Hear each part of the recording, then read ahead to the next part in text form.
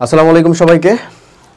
আজকে আমরা ভিডিওর ভিতরে একটা সম্পূর্ণ ভিন্নধর্মী টপিক নিয়ে কথাবার্তা বলবো, যেই টপিকটা তোমার একাডেমিক থেকে অ্যাডমিশন পর্যন্ত ইনশাল্লাহ প্রত্যেকটা পার্টেই কাজে লাগবে। বাট তুমি যখন একাডেমিকে আছো তখন তুমি সম্পূর্ণভাবে এটা বুঝতে পারবে না, বাট তুমি যখন অ্যাডমিশনে আছো তখনও আসলে 100% বুঝতে পারবে না, বাট 90% ইনশাল্লাহ বুঝতে পারবা। বাট তুমি যখন এটা কোপ আপ করে ফেলবা, পার করে ফেলবা, তখন একেবারে 100% বুঝতে পারবা।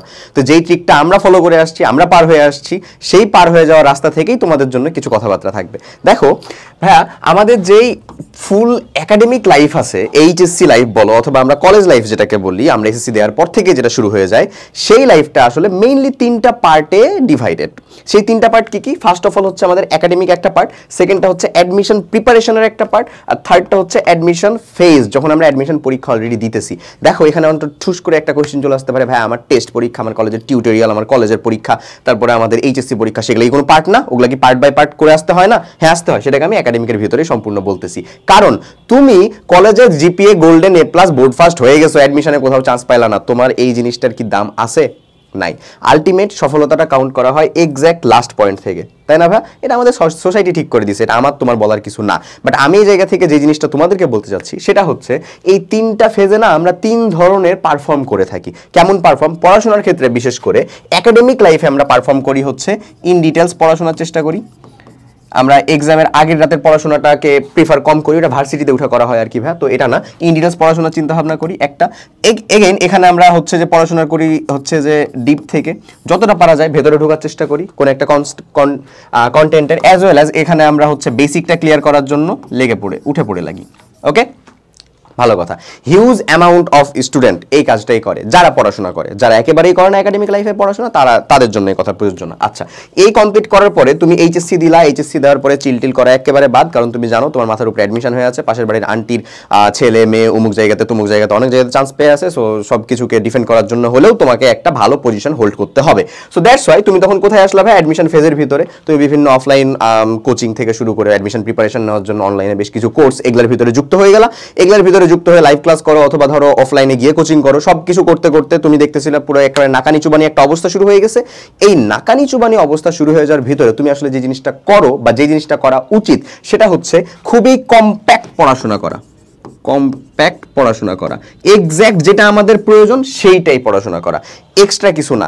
ইভেন যদি তোমার প্রিপারেশন তোমার কাছে মনে হয় বা তুমি তোমার যে কোনো একটা বড় ভাই অথবা সার্টেন এমন একটা মানুষের সাথে ডিসকাস করলা যে তোমার ভালো চায় আর কি, শুভাকাঙ্ক্ষী, যে আমার প্রিপারেশন এগুলো হয়ে আছে ভাই, তিনি যদি তোমাকে অ্যাসুরেন্স দেয় যে তোমার প্রিপারেশন আসলে 80% কমপ্লিটেড বা 90% কমপ্লিটেড, তাহলে তোমাকে নতুন করে আর 10%-এর পিছনে যাওয়ার প্রয়োজন নাই ভাইয়া। ওকে, এটা আমি আমার ধরনের স্টুডেন্টের কথা বললাম। কেমন, কোন ধরনের স্টুডেন্টের কথা বলতেছি? কারণ আমাদের BUET top 100, BUET top 10, DU top 10 হইতে চাওয়া মানুষজনের সংখ্যা অনেক বেশি হলেও হয় কিন্তু 10 জনই মাত্র, ঠিক আছে? তো অবভিয়াসলি ওই যে ডিউ টপ 10-এর যে স্টুডেন্টরা, সে যেমন সাইন করার মতন একটা ধরো কি বলবো অধিকার রাখে, সে যেমন সাইন করার মতন একটা সে পার্টিসিপেট করছে, অ্যাজ ওয়েল অ্যাজ যে ছেলেটা আমার গুচ্ছতে একটা জাস্ট সাবজেক্ট চাচ্ছে, একটা ভার্সিটি চাচ্ছে, সেও কি রাখে না? সে কি স্টুডেন্ট না? সে কি পরবর্তীতে সাইন করতে পারে না কোনো না কোনো ভাবে?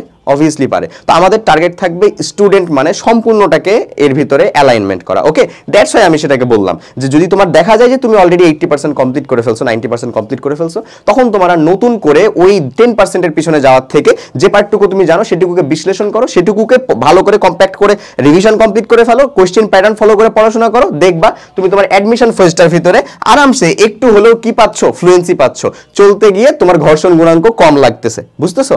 আর একটা অ্যাডমিশন টেস্টের ভিতরে যখনই আমরা দেখতে পাই নিজের নামটা জলজল করতেছে, তখনই আসলে আলাদা একটা কনফিডেন্স চলে আসে নিজের ভিতরে, আলাদা একটা কনফিডেন্স গ্রো করে। এটাকে আমি ওভার কনফিডেন্স দিতে বলছি না যে এখন থেকে তুমি সব পারবা, এমন কিছু বলছি না, বাট আলাদা একটা কনফিডেন্স আসলে আমাদের ভিতরে গ্রো করে, ঠিক আছে? এটা তোমাকে মানতে হবে, তুমি যখন পাবা তখন তোমাকে মানতে হবে এমন। তো আমি যে জিনিসটা আসলে আজকে মেইনলি বলতে চাচ্ছিলাম সেটা হচ্ছে এই অ্যাডমিশনের ভিতরে আমরা যেটা পড়াশোনা করি সেটা হচ্ছে এক্স্যাক্ট জিস্ট পড়াশোনা, আর কিচ্ছু না। যা দরকার মানে অ্যাডমিশন ফেজটার ভিতরে সাপোজ পরীক্ষা শুরু হয়ে গেছে, যেমন ধরো কালকে যদি তোমার পরীক্ষা হয়, আজকে তুমি 6টা চ্যাপ্টারে ফিজিক্স, কেমিস্ট্রি, ম্যাথ, বায়োলজি, ধরো 8টা পেপারের এতগুলো চ্যাপ্টার, তুমি সবগুলো থেকে কি পড়বা? রিভিশন দিবা এমনি, তাই না? তুমি ধরো রোবট না যে তুমি এমনি স্ক্যান করে সম্পূর্ণ করে ফেলতে পারলা, বাট রিভিশন তো কিন্তু আমাদেরকে ওই স্পিডেই দিতে হয় আসলে, ঠিক আছে? তো এটা ডিপেন্ড করে আমার টাইমটা কখন, কোন ফেজটাতে আমি আসি। তো এই অ্যাডমিশন ফেজের ভিতরে সব থেকে বেশি আমাদের এই প্রতিষ্ঠান থেকে স্ট্যাটিস্টিক্স দেখা যায় যে হুট করে হিউজ নাম্বার অফ মানুষজনের একটা গ্যাদারিং। এতটা গ্যাদারিং যা ওয়েবসাইট ডাউন হওয়া শুরু করে। এটার কাহিনীটা কি জন্য ঘটে আসলে? কাহিনীটা এজন্যই ঘটে কজ স্পেসিফিক দুইটা বৈশিষ্ট্য। ফার্স্ট অফ অল, আমরা কোয়ালিটি এনশিওর করার চেষ্টা করি যেই ছেলেটা ডিউ টপ 100 এর ভিতরে, টপ 10 এর ভিতরে আসতে চায় তার জন্য, অ্যাজ ওয়েল অ্যাজ আমরা তাকেও ঠিক মতন ট্রিট করি যে ছেলেটা আমার গুচ্ছতে চান্স পেতে চায়, এগ্রিতে চান্স পেতে চায় তার জন্য। ঠিক আছে, এইটা একটা ফার্স্ট পয়েন্ট। এবং এই পয়েন্টের আলোকে আমরা যে বিষয়টা নেই সেটা হচ্ছে সম্পূর্ণ কোশ্চেন প্যাটার্ন অ্যানালাইসিস করে এক্স্যাক্ট জিস্টটুকু, এবং এই জিস্টটুকু তুমি পেয়ে যাও হচ্ছে ভাই ক্র্যাশ কোর্সে। বিলিভ মি, তুমি অবাক হবা যে নেক্সট দিন পরীক্ষা, আজকেও ক্র্যাশ কোর্সের এনরোলমেন্ট হয়। বুঝা গেছে? তো যাই হোক, এই সকল বিষয় আসলে মানে বলার মতন না, এগুলা বলারও প্রয়োজন বোধ করছি না। আমি তোমাকে তোমার 3টা ফেজ সম্পর্কে আসলে বললাম, ঠিক আছে? সো তুমি তোমার কাছে সংগ্রহে একটা সুন্দর মতন লিস্ট রাখতে পারো যেখানে সম্পূর্ণ কোশ্চেন প্যাটার্ন ফলো করে স্পেসিফিক ভার্সিটি ওয়াইজ কোশ্চেন, তার সাথে academic class as well as তোমার হচ্ছে অ্যাডমিশনের কোশ্চেন ব্যাংক সলভ ক্লাস একেবারে তোমার সামনে উপস্থাপন করা আছে। তুমি সেটা দেখতেছো, তুমি সেটা প্র্যাকটিস করতেছো, তুমি সেই অনুযায়ী নিজেকে সাজিয়ে নিচ্ছ। এরকম ভাবে যদি কমপ্লিট করতে পারো, ইনশাল্লাহ তুমি তোমার একাডেমিক লাইফটা কমপ্লিট করবা, তারপরে অ্যাডমিশন প্রিপারেশনটা ইনশাল্লাহ কমপ্লিট করলা, তারপরে অ্যাডমিশন ফেজে ইনশাল্লাহ শাইন করতে পারবা। ঠিক আছে? তো ওই কথাই থাকলো, দেখা হবে বিজয়। সবাই ভালো থাকো, সুস্থ থাকো, আল্লাহ হাফেজ, আসসালামু আলাইকুম।